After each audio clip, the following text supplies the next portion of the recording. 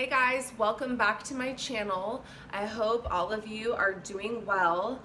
We got a bunch of snow here in Seattle, so it is absolutely gorgeous outside. It's freezing, but it's really pretty.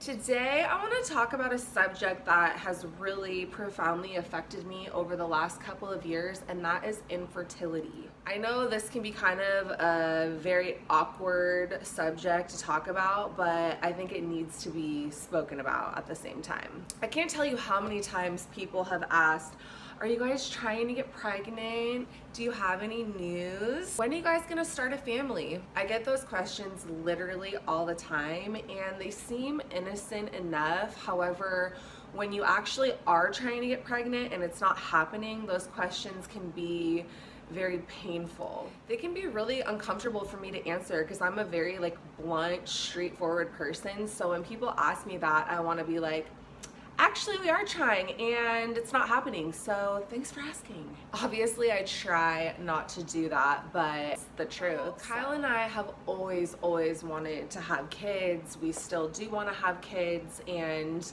it's been a really challenging process for us. So I've been on birth control for years, and about a year into our marriage, we went on a trip to Mexico, and we decided that I was gonna stop taking birth control pills about a week before that trip, because we were like, okay, if we get pregnant on the trip, then we're super excited about that. We felt like we were ready. I stopped taking the pills as planned a week before the trip, and I remember being in Mexico, sitting by the pool, having a drink, in the best shape of my life. My business was booming.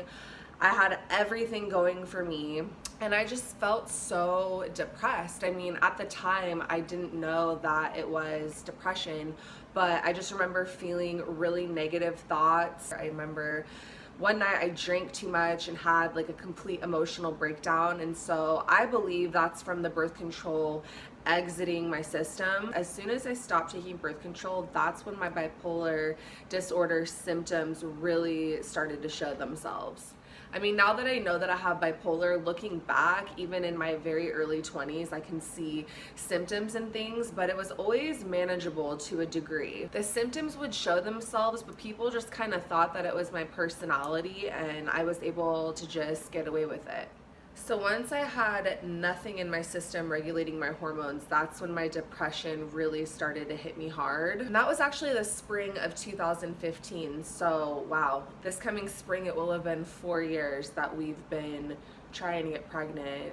Shit, that's a long time. You know, with social media and stuff, it's like you see the cutest gender reveal parties and pregnancy announcements and stuff, and I'm not gonna lie, I'm always a little bit jealous. I'm just very envious that it happens so easily for other people. It's really interesting though, because lately my mindset has completely changed. I don't exactly know what it is. I've just grown so much as a person. I think it's a combination of going to treatment, the fact that I've been diagnosed as bipolar for 2 years, and I've educated myself. I've gotten used to the fact that I have bipolar disorder, and also the fact that I'm sober. I've been sober almost 8 months, and so not having any substances in my body has made me a lot clearer, and I have gotten in touch more with my spiritual side. And I truly believe that everything happens for a reason, and I know that in the past couple of years it has definitely not been Kyle and I's time to get pregnant and have a baby. I can see now that God was protecting me and us from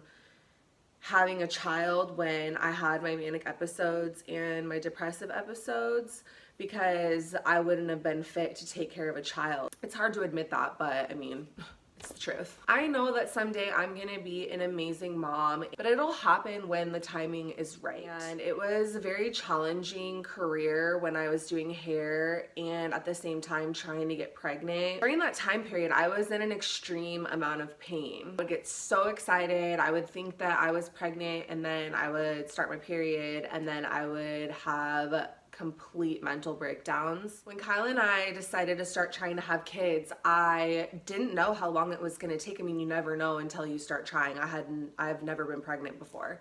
It was putting a lot of stress on our marriage. So the reason that I can talk about this today is because I'm healed from it. I'm in a really good mindset. I know for a fact that I will be a mom someday. Even if we had to adopt, I will be a mom someday.